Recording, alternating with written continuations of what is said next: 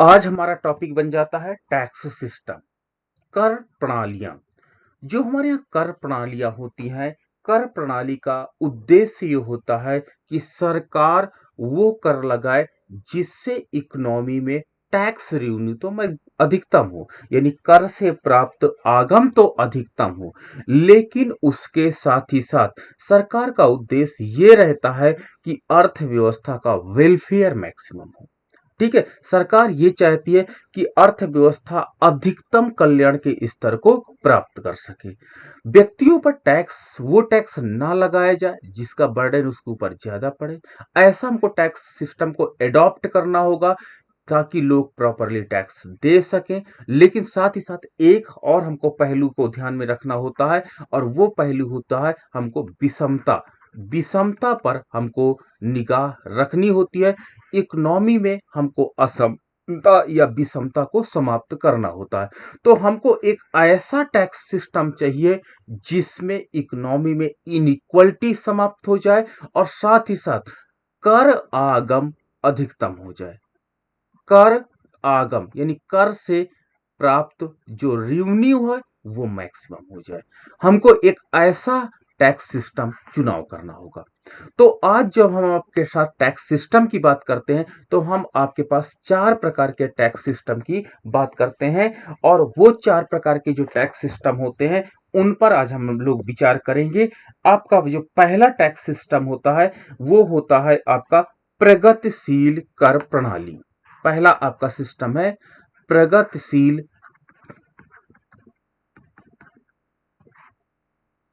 कर प्रणाली। ठीक है, पहला हम जो आपके साथ डिस्कशन करेंगे प्रोग्रेसिव टैक्स सिस्टम की आपके साथ बात करेंगे। दूसरा हम आपके साथ जब डिस्कस करेंगे आनुपातिक कर प्रणाली।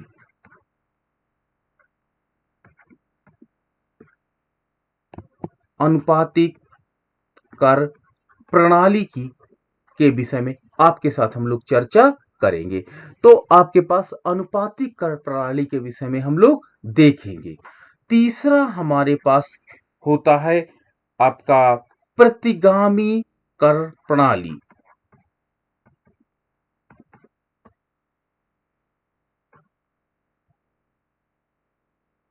और चौथा आपके साथ डिस्कस करेंगे अधोगामी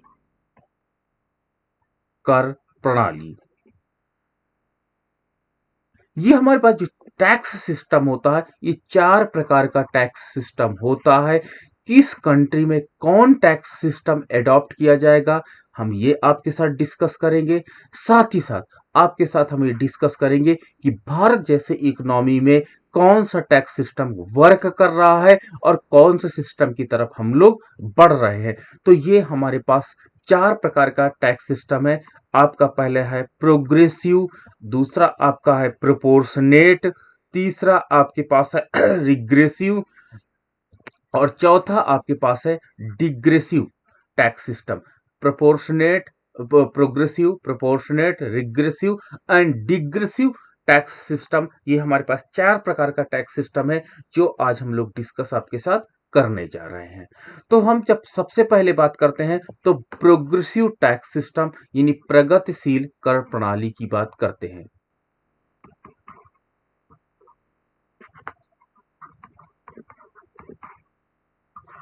प्रोग्रेसिव टैक्स सिस्टम की हम लोग बात करते हैं। प्रगतिशील कर प्रणाली वो कर प्रणाली, अब देखिए ये वो कर प्रणाली होती है जैसे जैसे कर का आधार बढ़ता जाता है, जैसे जैसे कर का आधार बढ़ता चला जाता है। ठीक है, जैसे जैसे टैक्स बेस, कर का आधार बढ़ता चला जाता है, कर की दर भी बढ़ती चली जाती है। ठीक है, टैक्स रेट भी आपका बढ़ता चला जाएगा, कर की दर भी बढ़ती चली जाती है। ये टैक्स सिस्टम ऐसा है। ठीक है, तो प्रगतिशील कर प्रणाली वो कर प्रणाली होती है कर का आधार जैसे जैसे बढ़ेगा। अब टैक्स बेस क्या होता है? टैक्स बेस जो होता है वो कुछ भी हो सकता है। ठीक है, आपका भारत में जैसे टैक्स बेस है इनकम। ठीक है, आपके भारत में टैक्स बेस क्या है? वेल्थ। ठीक है, भारत में जो भी टैक्स बेस है वो टैक्स बेस अगर बढ़ता चला जाता है तो भारत में टैक्स रेट भी कंटिन्यू बढ़ता चला जाएगा। अगर आपको इस प्रकार का कहीं सिस्टम दिखाई पड़े तो आप कहिएगा ये प्रगतिशील प्रोग्रेसिव टैक्स सिस्टम है, और ये इकोनॉमी में इसलिए लगाया जाता है ताकि इकोनॉमी में विषमता कम से कम रहे। विषमता मिनिमम करने के लिए इस प्रकार का टैक्स सिस्टम लगाया जाता है। तो जो हमारे पास इनइक्वलिटी है उस इनइक्वलिटी को मिनिमम करने के लिए इस प्रकार का टैक्स सिस्टम लगाया जाता है, और इसके पीछे का लॉजिक यही होता है कि इकोनॉमी में इक्वलिटी को लाना होता है, और टैक्स रेवेन्यू मैक्सिमाइजेशन की बात यह करता है कि इससे कर आगम अधिकतमीकरण हो जाता है तथा अर्थव्यवस्था में असमानता समाप्त हो जाती है। ठीक है, आपका मैं बार बार बोल रहा हूं कि ए सेन का जो आपका निर्देशांक बना था, पॉवर्टी इंडेक्स बना था, उसमें W is equal to mu 1 - G की बात करता है, और यह बताता है कि इकोनॉमी में अगर वेलफेयर को मैक्सिमाइजेशन करना है, W मतलब होता है वेलफेयर, अगर वेलफेयर को मैक्सिमाइजेशन करना होता है तो म्यू का मान कम करना हो, म्यू का मान अधिकतम करना होगा। म्यू क्या है? Per capita income. म्यू का मान अधिकतम करना होगा, तथा जी जो आपकी इनइक्वलिटी है, ये इनइक्वलिटी है, विषमता है, विषमता के मान को कम करना होगा। ठीक है, तो यहां पर आप देखिए कि इकोनॉमी में वेलफेयर जो होता है वो फंक्शन किसका होता है? म्यू एंड 1 - G का होता है पार्ट। तो इकोनॉमी में अगर इनइक्वलिटी आप डिक्लाइन करने की बात करते हैं, इकोनॉमी में आप क्या करते हैं? विषमता को कम करने की बात करते हैं, तो इकोनॉमी आपकी वेलफेयर की तरफ बढ़ती चली जाएगी। तो इसलिए जो आपका प्रोग्रेसिव टैक्स सिस्टम है, जो पहला हम टैक्स सिस्टम पढ़ रहे हैं, वास्तव में इसके पीछे की फिलॉसफी यही होती है कि इस प्रकार का टैक्स सिस्टम तब इकोनॉमी में अपनाया जाता है जब अर्थव्यवस्था में हम ये देखते हैं कि अमीरी और गरीबी का भेदभाव जल्द से जल्द समाप्त हो जाए। तो टैक्स बेस, जो भी आपने टैक्स बेस सेलेक्ट किया है, उस टैक्स बेस के आधार पर टैक्स रेट कंटिन्यू बढ़ता चला जाता है। ठीक है, चलो एक एग्जांपल देख लेते हैं। चलिए, अगर मेरा पास टैक्स जो बेस है, मैंने इनकम को मान लिया, टैक्स बेस मैंने इनकम मान लिया है, और टैक्स रेट मैं देख रहा हूं, और एक एग्जांपल है, आपका एग्जांपल है, ये एग्जैक्ट डेटा नहीं है, एग्जैक्ट डेटा इकोनॉमी का नहीं है, मैंने एक एग्जांपल के रूप में आपके साथ समझा रहा हूं। मान लीजिए भारत में एक आपका क्लास है, एक वर्ग है जिसकी इनकम 0 के आसपास है। ठीक है, जो weaker section of the society है। तो टैक्स बेस अगर मैं इनकम मान लेता हूं, यहां पर इनकम को मैंने टैक्स बेस मान लिया है, आय के आधार पर टैक्स लगाया जाता, और मान लीजिए उस सेक्शन का एक सेक्शन है जिसका इनकम 0 है, तो उस पर लगने वाला टैक्स रेट भी क्या होगा? 0% होगा। ठीक है, दूसरा हमारे पास क्या होता है? एक वर्ग है जो क्या होता है, जिसके पास आपके पास मान लीजिए उसकी इनकम 1 लाख रुपए है। ठीक है, 1 लाख रुपए उसकी इनकम है, तो उस पर टैक्स गवर्नमेंट क्या लगाती है? उस पर टैक्स लगा देती है, मान के चलिए 10%। ठीक है, समाज में दूसरा वर्ग है, अन्य वर्ग है, जो जिसकी इनकम 2 लाख रुपए है, 2 लाख रुपए है, उस पर गवर्नमेंट लगा देती है टैक्स कितना? 20%। ठीक है, तीसरा आपका कैटेगरी है, वो चौथी कैटेगरी है जिसके अंतर्गत उसकी इनकम 3 लाख रुपए है, और इस पर गवर्नमेंट टैक्स लगा देती है 30%।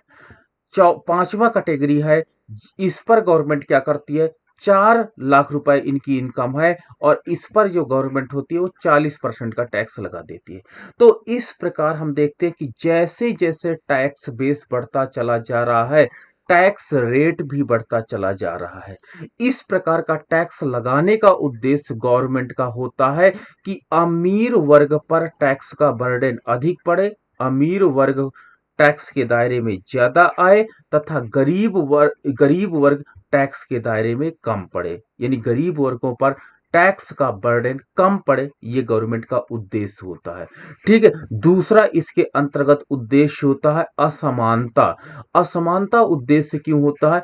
इसके अंतर्गत गरीब वर्गों को देखिए कम टैक्स के दायरे में रखा जाता है और अमीर वर्गों से अंत में कर की दर एक ऐसी दर पहुंच जाती है जहां पर 100% टैक्स का रेट हो जाता है। ठीक है, आप डॉट डॉट, आप ये देखिए डॉट डॉट इसको करते चले जाइए। आपका आपका 10th या 11th यूनिट पर आप देखेंगे कि जब आपकी इनकम 10 लैक्स हो जाती है तो आपका टैक्स रेट क्या हो जाता है? 100% हो जाता है। यानी गवर्नमेंट जितना आप अर्न करोगे सबका सब गवर्नमेंट एज अ टैक्स ले लेती है। तो इस प्रकार का टैक्स सिस्टम उन इकोनॉमीज में लगाया जाता है जहां पर इनइक्वालिटी बहुत अधिक हाई लेवल पर होती है। आपके एग्जाम में यही एक क्वेश्चन बन जाता है कि प्रोग्रेसिव टैक्स सिस्टम कहां पर अपनाया जाता है। ये एक एमसीक्यू बन जाता है कि प्रोग्रेसिव टैक्स सिस्टम कहां पर अपनाया जाता है, तो आपका आंसर होना चाहिए कि जहां पर इकोनॉमी में इनइक्वालिटी सबसे ज्यादा अधिक दिखाई पड़े, असमानता सबसे अधिक ज्यादा दिखाई पड़ती है, वहां पर गवर्नमेंट क्या करती है कि आपका जो प्रोग्रेसिव टैक्स सिस्टम को अपनाती है और इस टैक्स सिस्टम के अंतर्गत अमीर वर्ग पर टैक्स बर्डन सबसे ज्यादा पड़ता है तथा गरीब वर्ग पर टैक्स बर्डन सबसे कम पड़ता है। तो इस प्रकार जो दोनों वर्गों के बीच में अमीरी गरीबी की खाई है, वो खाई को ये समाप्त कर देता है। ठीक है, तो ये इनइक्वालिटी को समाप्त करने का सबसे बेस्ट तरीका होता है और जो हमारे अमीरी और गरीब समाज में दो वर्ग बन जाते हैं, इनको समाप्त करने का सबसे बेस्ट तरीका होता है। लेकिन इसमें सबसे बड़ी प्रॉब्लम ये होती है कि इसमें जो आपके पास कैपिटल फॉर्मेशन होता है, जो पूंजी निर्माण की दर होती है, वो शून्य हो जाती है। ठीक है, या बहुत कम हो जाती है। कारण क्या होता है कि जब आप अमीर वर्गों पर टैक्स लगा देते हो और इन पर हाई टैक्स लगाओगे तो जो अमीर वर्ग अपनी इनकम का बहुत बड़ा पार्ट सेविंग के रूप में रख लेते थे, बचत के रूप में रखते थे, जो भविष्य में कैपिटल के रूप में कन्वर्ट हो जाती थी, जब आप टैक्स के रूप में उस सारे पैसे को कलेक्ट कर लोगे तो उनके पास पूंजी निर्माण की दर क्या हो जाएगी? समाप्त हो जाएगी, जिसके परिणाम स्वरूप री इन्वेस्टमेंट की प्रक्रिया रुक जाएगी और इकोनॉमिक डेवलपमेंट का जो इकोनॉमिक ग्रोथ की जो पैटर्न है वो डिक्लाइन हो सकता है। अगर आपने इस टैक्स सिस्टम को चुन लिया तो इकोनॉमी में जो पूंजीपतियों द्वारा निवेश होता उसका मान बहुत तेजी से डिक्लाइन होगा और इसके परिणाम स्वरूप इस प्रकार के पूंजीपति आपका हो सकता है देश छोड़ने का भी डिसीजन ले लें। क्यों? क्योंकि उनको इकोनॉमिक एक्टिविटी में आपने बर्डन लगा दिया। इकोनॉमिक एक्टिविटी में बर्डन लगाने का तात्पर्य होता है कि आप उनकी जो प्राप्त हुई आय है वो सब का सब आप टैक्स के रूप में अपने पास कलेक्ट करते चले जा रहे हो। तो इस प्रकार का जो टैक्स सिस्टम होता है वो लगाया तो जाता लेकिन इसमें पूंजी फॉर्मेशन, पूंजी निर्माण की दर बहुत ज्यादा बाधित होती है, इसलिए इस टैक्स को अधिकतर लोग प्रेफरेंस नहीं देते हैं। ठीक है, लेकिन अगर आपकी अर्थव्यवस्था में ह्यूज इनइक्वालिटी है, बहुत ज्यादा असमानता है, तो आप इस प्रकार का टैक्स सिस्टम अपनाएंगे। चलिए आइए डायग्राम के माध्यम से इसे हम लोग और डिस्कस करते हैं। डायग्राम में आधार अक्ष पर आप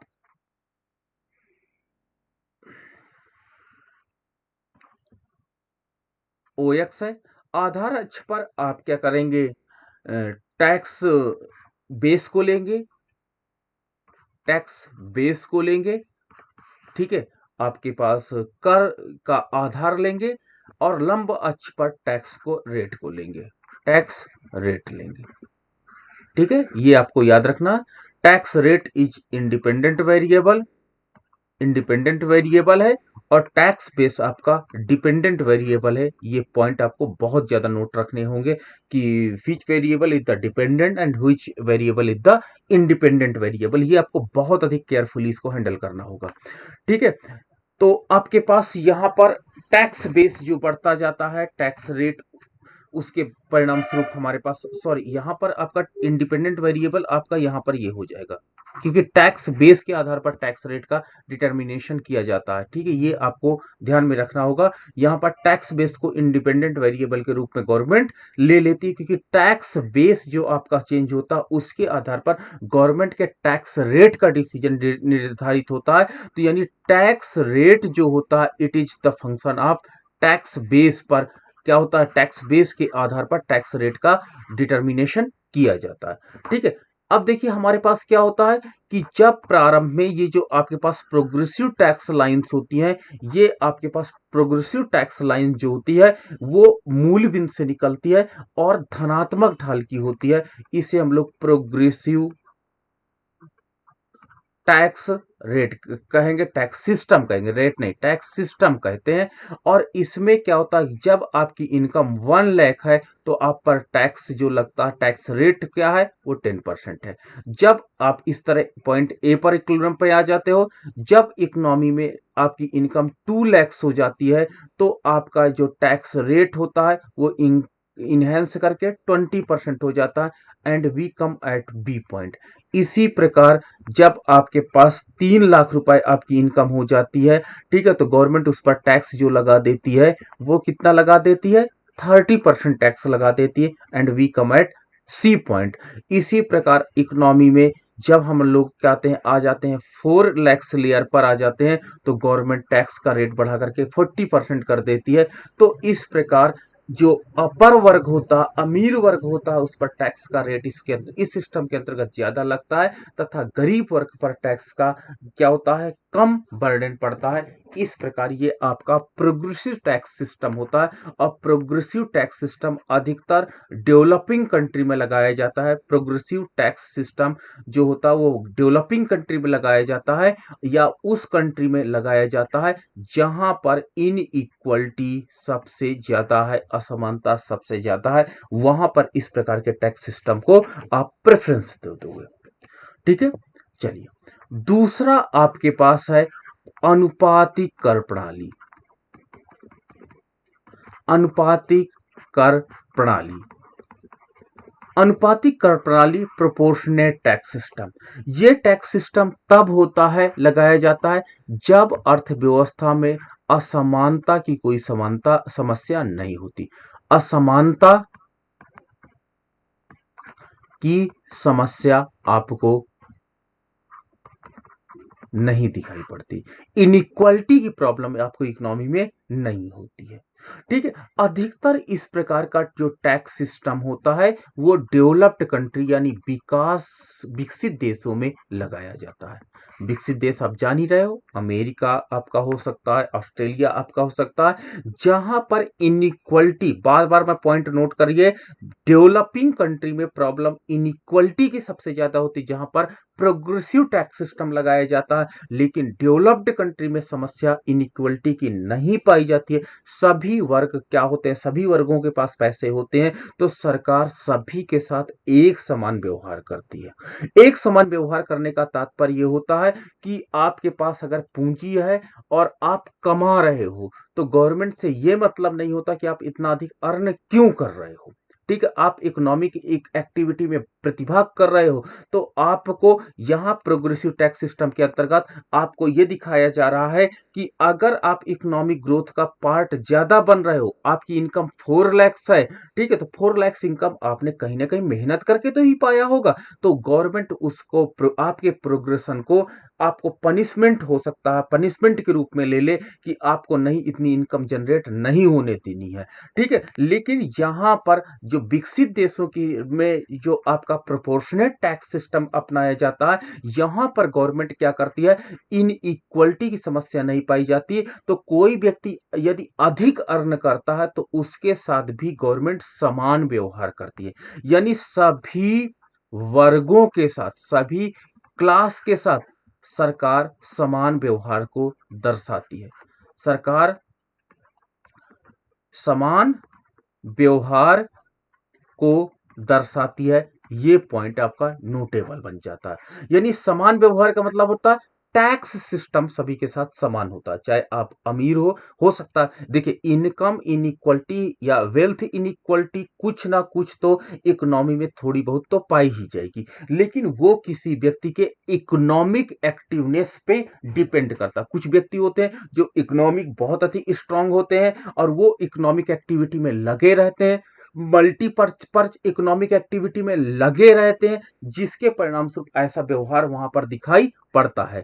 तो ऐसा व्यवहार दिखाई पड़ता है कि वो कई इकोनॉमिक एक्टिविटी में लगे रहते हैं, तो उनको क्यों गवर्नमेंट रिवार्ड, क्यों गवर्नमेंट उसको पनिशमेंट दे, तो वहां पर गवर्नमेंट अनुपातिक कर प्रणाली अपनाती है, यानी सभी नागरिकों के साथ समान व्यवहार अपनाती है, ताकि किसी को क्या होता पनिशमेंट ना मिले, ना किसी को अवार्ड मिले, गवर्नमेंट न्यूट्रल रहती है। ठीक है, आइए एग्जाम्पल से हम लोग इसको देखते हैं। एग्जाम्पल में आप देखिए, अगर आपके पास टैक्स बेस, यहां पर मैंने इनकम को ले लिया है, टैक्स बेस आपका इनकम है। अगर आप 1 लाख रुपए अर्न कर रहे हो तो आपके पास टैक्स कितना टैक्स रेट है, 10% है। अगर आपकी इनकम 2 लाख रुपए है, ठीक है, तो आपके साथ टैक्स क्या रेट होगा, 10% होगा। अगर आपकी इनकम 3 लैक्स है तो टैक्स रेट क्या होगा, 10% होगा। अगर 4 लैक्स है तो आपके पास टैक्स रेट क्या होगा, 10% होगा। तो इस प्रकार हम देखते हैं कि जैसे जैसे टैक्स बेस बढ़ता, टैक्स बेस इनकम, वेल्थ या जो भी बेस पे गवर्नमेंट टैक्स लगाती है, टैक्स बेस आपका बढ़ता चला जाएगा। टैक्स रेट जो होता है, यहां पर टैक्स रेट जो होता है वो क्या होता है, टैक्स रेट कंटिन्यू स्थिर रहता है। अगर इस प्रकार का व्यवहार इकोनॉमी में अपनाया जाता है तो हम कहेंगे ये वास्तव में प्रोपोर्शनेट या अनुपातिक कर प्रणाली होती है। इसके अंतर्गत सरकार कभी भी किसी व्यक्ति के साथ इनइक्वल बिहेवियर को नहीं अपनाती है, और इसमें पूंजीपति को वास्तव में क्या किया जाता है, हेल्प एक प्रकार से की जाती है कि ठीक है आपकी इनकम 4 लाख है लेकिन आपको केवल 10% टैक्स देना है। तो पूंजीपति बड़े खुश हो जाते हैं कि देखिए हमारे पास जो 4 लाख रुपए कमाए हैं उस पे भी हमको टैक्स देना है, ठीक है, लेकिन 10% देना। अगर हम नहीं इकोनॉमिक एक्टिविटी में ज्यादा योगदान नहीं देते तो भी मुझे 10% टैक्स देना होता। तो पूंजीपतियों को एक प्रकार से प्रोत्साहन का रास्ता होता है। हम लोग क्या करते हैं, पूंजीपति को प्रोत्साहित करते हैं, ठीक है, कि आपकी जो इनकम, आपने इकोनॉमिक एक्टिविटी से जो इनकम अर्न की है उसको हम ज्यादा टैक्स के दायरे में नहीं लाएंगे, आप इकोनॉमिक एक्टिविटी में प्रतिभाग करिए। जबकि प्रोग्रेसिव टैक्स सिस्टम के अंतर्गत आपने देखा होगा कि इकोनॉमिक एक्टिविटी में जो व्यक्ति ज्यादा इकोनॉमिक एक्टिविटी में आता था उस पर हम टैक्स बर्डन ज्यादा हैवी कर देते थे, जिससे कोई भी इकोनॉमी में पूंजीपति कैपिटलिस्ट क्या होता, ह्यूज इन्वेस्टमेंट करने को तैयार नहीं होता था। उसको यह लगता था कि संपूर्ण हमारी इनकम क्या हो जाएगी, टैक्स के रूप में कन्वर्ट हो जाएगी, और गवर्नमेंट गरीबों से कम ले रही है, अमीरों से ज्यादा टैक्स ले रही है, इसलिए यहां पर री इन्वेस्टमेंट की प्रक्रिया काफी अधिक प्रभावित होती है। तो यहां पर आप देखिएगा कि जो प्रोपोर्शनेट टैक्स सिस्टम होता है, प्रोपोर्शनेट टैक्स सिस्टम के अंतर्गत ये एक प्रकार से प्रोत्साहन का रास्ता होता है। विकसित देशों में इस प्रकार का सिस्टम अपनाया जाता है। और इसका जब हम डायग्राम की बात करते हैं तो ये जब आपका डायग्राम होगा तो ओ एक्स आधार अक्ष पर आपका टैक्स बेस को लिया गया है, दैट इज इनकम, और लंब अक्ष पर टैक्स रेट को लिया गया है। और इस प्रकार हम देख सकते हैं कि ये parallel to the X axis होता है, ये आधार अक्ष के समांतर होता है, ये प्रोपोर्शनेट टैक्स रेट कहलाता है, प्रोपोर्शनेट टैक्स रेट के अंतर्गत कहलाता है। अगर आपकी इनकम 0 है तो भी आपको टैक्स देना है, ठीक है। अगर आपकी इनकम 10% 1 लैक्स है तो आपको टैक्स देना है कितना, 10%। अगर आपकी इनकम बढ़कर के 2 लाख हो जाती है तो भी 10% देना है। अगर आपकी इनकम बढ़कर के 3 लाख हो जाती है तो भी टैक्स, आपका जो टैक्स है वो 10% देना है। तो ये आपका प्रोपोर्शनेट टैक्स सिस्टम हो जाता है, ठीक है। तो प्रोपोर्शनेट टैक्स सिस्टम आपने क्लियर कर लिया। अब चलिए हमारे पास तीसरा आपकी जो बात आती है वो आती है रिग्रेसिव टैक्स सिस्टम की। रिग्रेसिव टैक्स सिस्टम क्या होता है, प्रतिगामी कर प्रणाली, प्रतिगामी कर प्रणाली, रिग्रेसिव टैक्स सिस्टम, आरटीएस की हम बात करते हैं, ठीक है। रिग्रेसिव टैक्स सिस्टम का तात्पर्य यह होता है कि इकोनॉमी में आपने देखा होगा जो आर्थिक विकास के,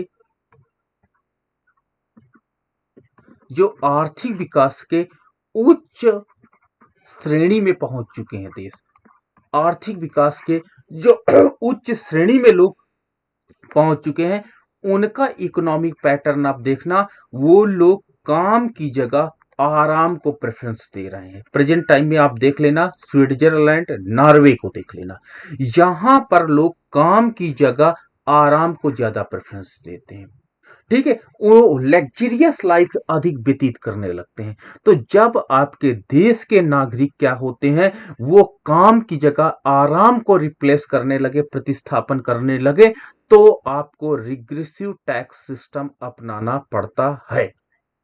ठीक से मैं फिर से आपको रिपीट करता हूं कि विश्व में कुछ ऐसे देश हो गए हैं जो उच्च आपके पास हाई मास कंजप्शन एज में पहुंच चुके हैं, उच्च उपभोग की अवस्था में पहुंच चुके हैं रोस्टो मॉडल के अनुसार, जहां पर लोग काम की जगह आराम को प्रेफरेंस देते हैं। ठीक है, आपके भी परिवार में कुछ लोग होते हैं जो देखिए काम की जगह आराम को प्रेफरेंस देते हैं। तो गवर्नमेंट चाहती है कि ये लोग इकोनॉमी में इकोनॉमिक एक्टिविटी के रूप में आगे आए। तो गवर्नमेंट यहां पर जो टैक्स सिस्टम अपनाती है, एक प्रकार से पनिशेबल टैक्स सिस्टम अपनाती है। पनिशेबल का मतलब होता दंडित करने वाला। ठीक है, उनको इन्फोर्स क्या, हाँ, उनको पनिशेबल का मतलब होता कि जो अगर आप इकोनॉमिक एक्टिविटी में नहीं हो तो आप टैक्स को ज्यादा दोगे, अगर आप इकोनॉमिक एक्टिविटी में हो तो टैक्स कम दोगे। जैसे आप एग्जांपल एक देखिए कि 1 लाख रुपए कमाने वाला व्यक्ति, जो टैक्स आपका बेस है, यहां पे मैंने इनकम को लिया, टैक्स रेट जो है मैंने 1 लाख अगर आप कमाते हो तो आपको टैक्स 50% देना है। कितना देना? 50%। अगर आप इकोनॉमिक एक्टिविटी कम करते होगे तभी तो 1 लाख रुपए कमाते होगे पर ईयर। तो 1 लाख रुपए अगर पर ईयर आप कमाते हो तो आपको टैक्स कितना देना? 50%। तो लो, आपने 1 लाख रुपए कमाया, उसमें से 50% आप टैक्स दे दो। ठीक है, तो अब व्यक्ति परेशान हो जाएगा। तो गवर्नमेंट दूसरा ऑफर रखती है कि अगर आप 2 लाख रुपए कमाओगे तो आपको टैक्स 40% ही देना पड़ेगा। तो वहां के लोग क्या करते हैं, इकोनॉमिक एक्टिविटी में आ जाते हैं कि यार चलो अपनी इनकम को बढ़ा लो ताकि हमारा टैक्स लेयर चेंज हो जाए। फिर गवर्नमेंट तीसरा एक लेयर और रखती है जिसमें 3 लाख का लेयर रखती है। अगर आप 3 लाख रुपए पर ईयर कमाते हो तो आपको 30% टैक्स देना है। तो गवर्नमेंट 1 लाख वाले कैटेगरी को छोड़ करके 3 लाख वाली कैटेगरी को अपनाना पसंद करते हैं, और फिर 4 लाख वाली कैटेगरी में ये क्या करते हैं, 20% टैक्स देने की बात करते हैं। 5 लाख अगर कमाते हो तो मात्र आपको 10% टैक्स देना। तो इस प्रकार जो लोअर कैटेगरी होता है, गरीब वर्ग, उस पर टैक्स रेट ज्यादा होता है। गरीब वर्गों पर जो टैक्स की दर होती है वो ज्यादा होती है। ठीक है, ह्यूज टैक्स रेट होता है। और अमीर वर्ग पर जो टैक्स रेट होता है वो कम होता है। तो इस प्रकार इकोनॉमी में जो लोग इकोनॉमिक एक्टिविटी में नहीं इन्वॉल्व होते हैं, वो लोग 1 लाख वाली कैटेगरी से अपने आप को 5 लाख वाली कैटेगरी में कन्वर्ट करने का प्रयास करते हैं। यानी जो आराम कर रहे थे अब वो काम को प्रेफरेंस देने लगते हैं। और इस प्रकार का टैक्स सिस्टम जो अपनाया जाता है वो वास्तव में उच्च आर्थिक विकास वाले राज्यों में अपनाया जाता है, देशों में अपनाया जाता है, जहां पर लोग उपभोग को, ठीक, उत्पादन से अधिक उपभोग की एक्टिविटी को प्रेफरेंस देने लगे हैं, और वो लोग लग्जरियस लाइफ को व्यतीत करने लगे हैं, और वो लोग इकोनॉमिक एक्टिविटी में बहुत अधिक योगदान नहीं देना पसंद करते हैं। वहां पर प्रतिगामी कर प्रणाली अपनाई जाती है। इसका डायग्राम कैसे होगा? आपका OX नीचे टैक्स बेस को लिया गया है जो हमारे पास इनकम है, ऊपर टैक्स रेट को लिया गया है जो हमारे पास अब दिखाया गया है। पहला इन्होंने डिस्कस ये किया कि आपका रिग्रेसिव टैक्स सिस्टम की लाइन डेवलप हो जाएगी, जिसके हम लोग प्रारंभ में आपके पास अगर आप 1 लाख रुपए कमाते हो, 1 लाख रुपए कमाते हो, तो आपको क्या करना है, 50% टैक्स पेमेंट करना है, एंड आप ए पॉइंट पर इक्विलिब्रियम में रहोगे। उसी प्रकार जब आप क्या हो जाएगा, आपकी कैटेगरी चेंज होकर के 2 लाख हो जाएगी, तो उसके परिणाम स्वरूप आप 40% टैक्स रेट पर आप आ जाओगे और इक्विलिब्रियम पॉइंट आपका बी हो जाएगा। इसी प्रकार जब आप 3 लाख वाली श्रेणी में आओगे तो आपका टैक्स जो होगा रेट वो डिक्लाइन करके 30% हो जाएगा, and we come at C equilibrium point. इसी प्रकार जब आपकी इनकम 4 लाख हो जाएगी तो 4 लाख होने से आप डी पॉइंट पर आ जाओगे, और यहां पर आप 20% टैक्स लेयर पर आ जाते हो। तो इस प्रकार ये जो आपका रिग्रेसिव टैक्स सिस्टम है, ये निगेटिव स्लोप वाली लाइन होती है, और हमने बताया कि ये अत्यधिक विकसित राष्ट्रों में इस प्रकार का टैक्स सिस्टम लगाया जाता है। ठीक है, जहां पर इनइक्वलिटी जीरो हो चुकी है, इकोनॉमिक एक्टिविटी से ज्यादा कंजप्शन को लोग प्रेफरेंस देने लगते हैं, उस इकोनॉमिक में इस प्रकार का टैक्स सिस्टम लगाया जाता है। जो कंट्री डेवलप है, जहां पर इकोनॉमिक एक्टिविटी में लोग लगे हुए हैं और अधिक इकोनॉमिक एक्टिविटी को प्रमोट करने की आवश्यकता है, वहां पर प्रोपोर्शनेट टैक्स को लगाया जाता है। और इकोनॉमी में जहां पर आपने देखा होगा इनइक्वलिटी ज्यादा विद्यमान है एंड डेवलपिंग कंट्री है, वहां पर आपने प्रोग्रेसिव टैक्स सिस्टम को एडॉप्ट किया। अब हम लोग लास्ट देखते हैं। लास्ट आपका है डिग्रेसिव टैक्स सिस्टम, अधोगामी कर प्रणाली।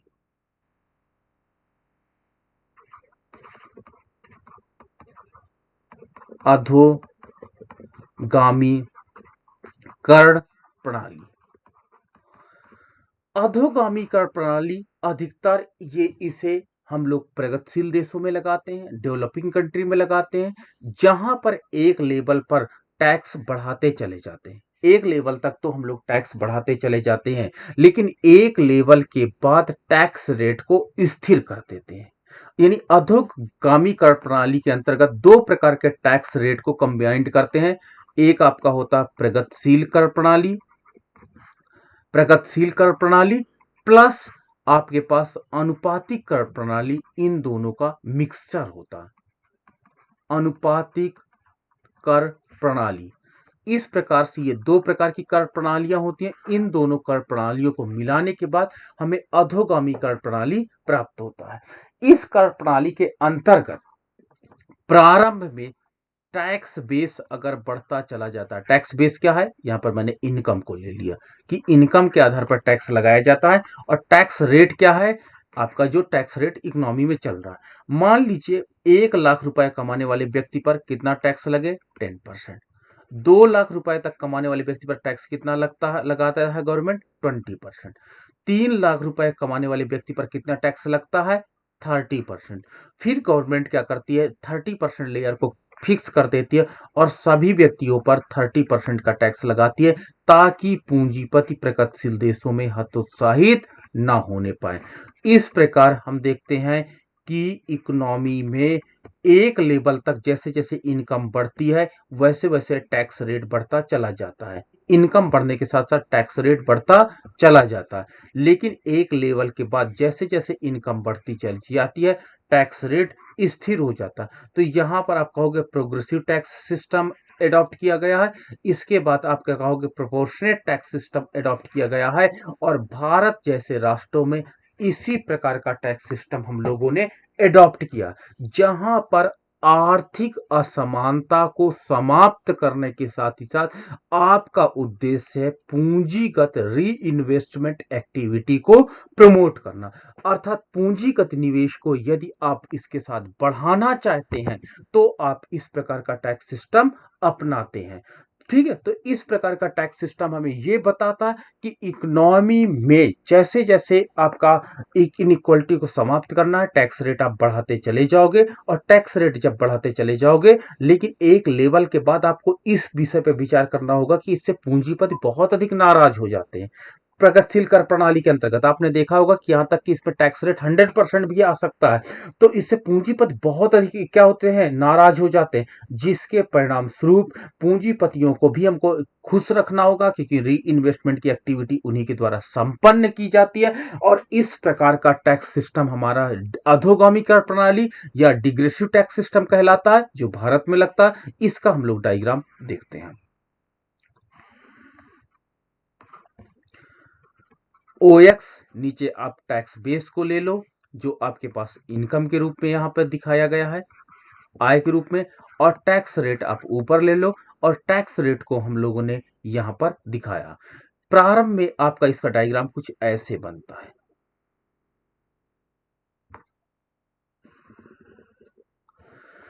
ठीक है, जब आपके पास इनकम जीरो है तो टैक्स रेट जीरो है। जब आपके पास 1 लाख कोई व्यक्ति कमा रहा पर ईयर तो उस पर टैक्स रेट हमने कितना लगा दिया 10%। जब वो व्यक्ति कितना कमा रहा, अर्न कर रहा है, 2 लाख कमा रहा है तो हमने उस पर टैक्स कितना लगा दिया 20%। जब कोई व्यक्ति है वो 3 लाख रुपए अर्न कर रहा है, 3 लाख रुपए कर रहा अर्न, तो उस पर हमने टैक्स कितना लगा दिया, इम्पोज कर दिया 30%। तो इस प्रकार हम देखते हैं कि जैसे जैसे इकोनॉमी में इनकम बढ़ती चली जाती है, हमारे पास इकोनॉमी में टैक्स रेट भी बढ़ता चला जाता है। ठीक है, लेकिन एक लेवल के बाद जब आपकी इकोनॉमी में 4 लाख रुपए लोग कोई व्यक्ति कमाता है तो उस पर भी टैक्स क्या होता है, फिक्स रखा जाता है। जब कोई व्यक्ति 5 लाख रुपए कमाता है तो उस पर टैक्स फिक्स रखा जाता है। जब 6 लाख रुपए लगाता है तो उस पर टैक्स फिक्स रखा जाता है। तो इस प्रकार हम लोग ए से बी पॉइंट पर, बी से सी पॉइंट पर, सी से डी पॉइंट पर, डी से ई पॉइंट पर, ई से एफ पॉइंट पर आ जाते हैं। तो इसमें जो डिग्रेसिव टैक्स सिस्टम होती है, इसमें टैक्स जो लाइन आपको प्राप्त होती है उसकी स्लोप 2 प्रकार की होती है। एक आपकी पॉजिटिव स्लोप होती है जो बढ़ती हुई होती है प्रारंभिक अवस्था में, और दूसरी जो हमारे पास स्लोप होती है वो जीरो स्लोप होती है, यानी कांस्टेंट टैक्स रेट होता है, और ये हमारे पास parallel to the X axis पाया जाता है। तो इस प्रकार भारत में हमारे पास जो इनकम टैक्स में आपने देखा होगा, ये डिग्रेसिव टैक्स सिस्टम को हम लोगों ने एडॉप्ट किया है। और डिग्रेसिव टैक्स सिस्टम के अंतर्गत प्रारंभ में हमने टैक्स का रेट 10%, 20% एंड 30% का लेयर बनाया, और उसके बाद हमने इसको कांस्टेंट कर दिया। तो इस प्रकार भारत में जो हमारे पास टैक्स सिस्टम एडॉप्ट किया जाता है, वो हम लोग कौन सा टैक्स सिस्टम आप एडॉप्ट करते हैं, वो आपके पास है डिग्रेसिव टैक्स सिस्टम को हम लोग एडॉप्ट करते हैं। चलिए इन चारों को हम एक साथ ले आते हैं तो आपको कंपैरेटिव स्टडी हो जाएगी।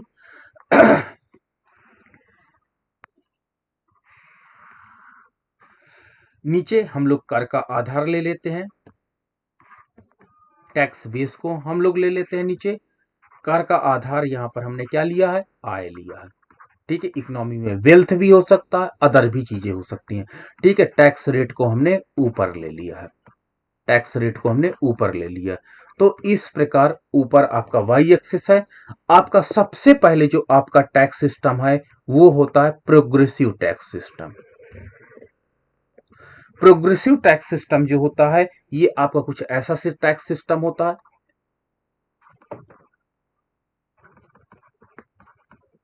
टैक्स सिस्टम होता है। ये प्रगतिशील कर प्रणाली कहलाती है जो धनात्मक ढाल की होती है। आप देख सकते हो इसकी ढाल धनात्मक होती है। ये ओरिजिन से भी निकल सकती है, लंब अक्ष से भी निकल सकती है। It is not determined but it have already क्या होती है, पॉजिटिव स्लोप को ये रखती है। तो ये आपका पहला टैक्स सिस्टम पाया जाता है, प्रोग्रेसिव टैक्स सिस्टम। इस टैक्स सिस्टम के अंतर्गत इनइक्वलिटी को, असमानता को समाप्त करना मुख्य उद्देश्य होता है। ठीक है, तो असमानता को समाप्त करने का ये सबसे अच्छा टूल्स होता है। दूसरा आपके पास होता है proportionate tax system. Proportionate tax system that is parallel to the, आपका एक्स एक्सिस के पैरेलल होती है इसकी रेखा। ये आपका दूसरा आपका टैक्स सिस्टम है।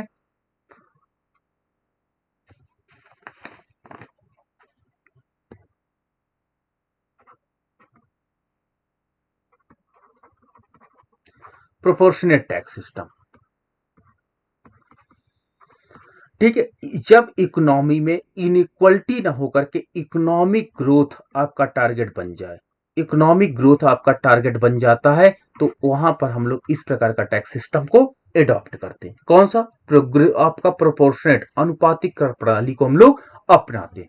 तीसरा हमारे पास क्या होता है, आपका regressive tax system.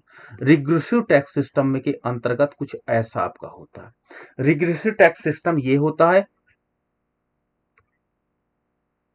Regressive tax system ये होता है रिग्रेसिव टैक्स सिस्टम। और इसके अंतर्गत आपकी जो टैक्स लाइन होती है वो क्या होती है, ऊपर से नीचे की ओर आती है। और यहां ये अधिकतर उच्च उपभोग वाले राष्ट्रों में इस प्रकार का टैक्स सिस्टम लगाया जाता है। और ये टैक्स सिस्टम आपका क्या होता है, एक प्रकार से पनिशेबल टैक्स सिस्टम होता है, जिसमें आप क्या करते हैं, जो व्यक्ति काम नहीं करता उनको आप पनिशमेंट देते हो हाई टैक्स बर्डन के द्वारा।